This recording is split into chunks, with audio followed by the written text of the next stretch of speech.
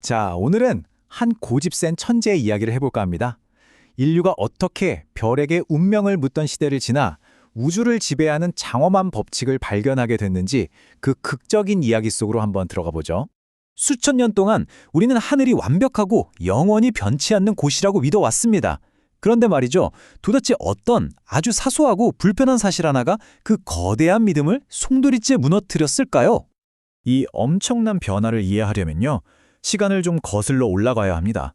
별이 그냥 하늘에 떠 있는 거대한 물체가 아니라 우리의 운명을 결정한다고 믿었던 바로 그 시절로 말이죠. 바로 여기서부터 갈등이 시작됩니다. 한쪽에는 점성술이 있어요. 행성의 위치가 우리 하루하루의 운을 결정한다는 사실 과학적 증거는 없는 믿음이죠. 그리고 다른 한쪽에는 그런 것 말고 그냥 우주 그 자체를 연구하자는 과학, 바로 천문학이 있었던 겁니다. 당시 상황이 어땠냐면요, 고대 그리스의 프톨레마이오스가 만든 오래된 지구 중심 모델하고 코페르니쿠스가 내놓은 당시로서는 아주 위험했던 태양 중심 모델이 팽팽하게 맞서고 있었어요. 근데 진짜 문제는 뭐였냐면 이 두 모델 다 행성이 어디로 움직일 줄 완벽하게 예측하지는 못했다는 거죠.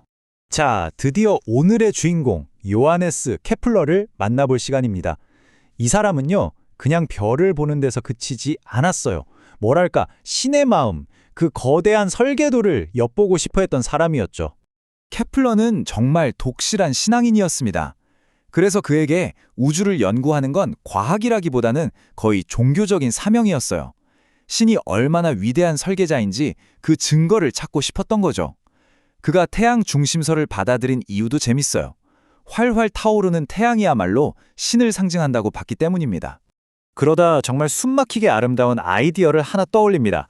바로 이 태양계의 구조 자체가 완벽한 기하학 도형들로 이루어져 있다는 거예요. 당시에 알려진 행성은 6개였는데 그 6개의 행성 궤도 사이에 고대 그리스 수학에 나오는 5개의 완벽한 입체 도형, 즉 정다면체가 딱 들어맞는다는, 생각만 해도 정말 신성하고 아름다운 별상이었죠. 와, 정말 완벽한 이론이죠. 근데 치명적인 문제가 하나 있었어요. 이게 실제 관측 데이터랑은 아주 살짝, 정말 미세하게 안 맞는 거예요.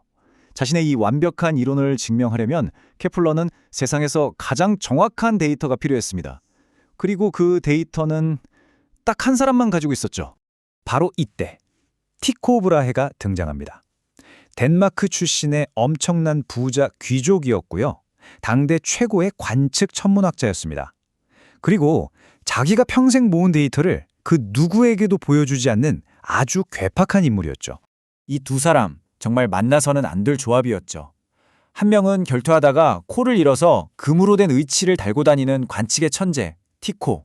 다른 한 명은 가난하지만 신의 설계를 찾겠다는 열정으로 가득 찬 이론의 천재, 케플러. 서로가 서로를 필요로 했지만 매일같이 으르렁거렸다고 해요.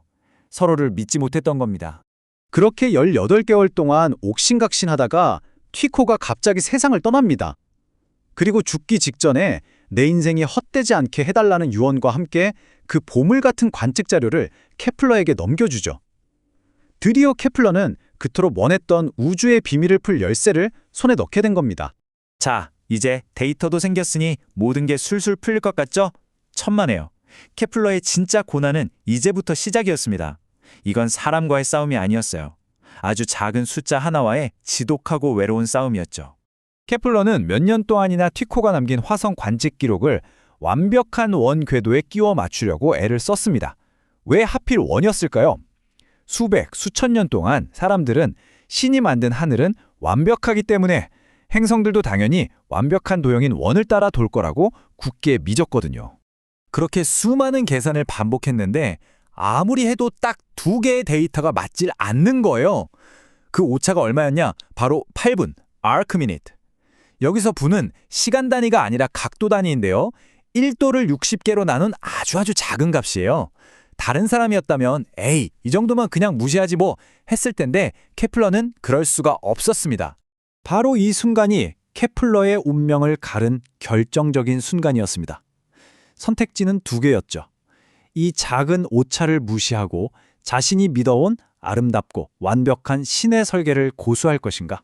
아니면 그 아름다운 환상을 버리고 불편하지만 명백한 관측 데이터를 따를 것인가? 케플러는 후자를 택했습니다. 그 냉혹한 진실을 마주하기로 한 거죠. 그리고 그 선택은 단순히 계산 하나를 고치는 수준이 아니었어요. 우주의 진짜 조화, 진짜 아름다움을 발견하는 위대한 첫걸음이었습니다. 그는 가장 먼저 수천 년간 이어져 온 완벽한 원이라는 고정관념을 깨부셨습니다. 행성이 신성하고 완벽한 존재가 아니라면 그 궤도도 완벽할 필요가 없지 않을까? 맞아요. 행성의 궤도는 완벽한 원이 아니라 살짝 찌그러진 타원이었던 겁니다. 바로 이 발견이 현대 천문학의 문을 열었습니다. 그리고 두 번째 법칙은 행성의 속도에 대한 비밀을 풀어냈어요. 행성은 태양에 가까워질수록 더 빨리 돌고 멀어지면 느려진다는 거죠. 마치 태양이라는 거대한 자석에 이끌려 달려들었다가 다시 튕겨져 나가는 것처럼 말이에요. 일정하게 도는 게 아니라 끊임없이 속도를 바꾸며 춤을 추고 있었던 겁니다. 그리고 마침내 그가 평생 찾아 헤매던 우주의 조화를 담은 공식을 발견합니다. 각 행성의 공전 주기와 태양까지의 거리가 아름다운 수학적 관계로 묶여 있다는 사실을 알아낸 거죠. 흩어져 있던 행성들을 하나의 거대한 시계처럼 묶어주는 법칙. 바로 이게 천상의 하모니였습니다. 케플러는 단순히 행성 궤도를 계산한 사람이 아니에요. 과학의 패러다임을 바꾼 사람이죠. 하늘은 저렇게 생겼다라고 묘사만 하던 천문학을 하늘은 왜 저렇게 움직이는가? 라는 물리법칙을 탐구하는 학문으로 바꿔놓았습니다. 최초의 천체물리학자라고 불리는 이유가 바로 여기에 있죠. 케플러의 개인적인 삶은 정말 순탄치 않았어요. 전쟁과 질병에 시달렸고 심지어 어머니가 마녀로 몰려서 재판정에 서기도 했죠. 하지만 그런 끔찍한 시련 속에서도 그는 자신이 가장 사랑했던 아름다운 환상보다 차갑고 불편한 진실을 택했습니다. 그 고집이 세상을 바꾼 거죠.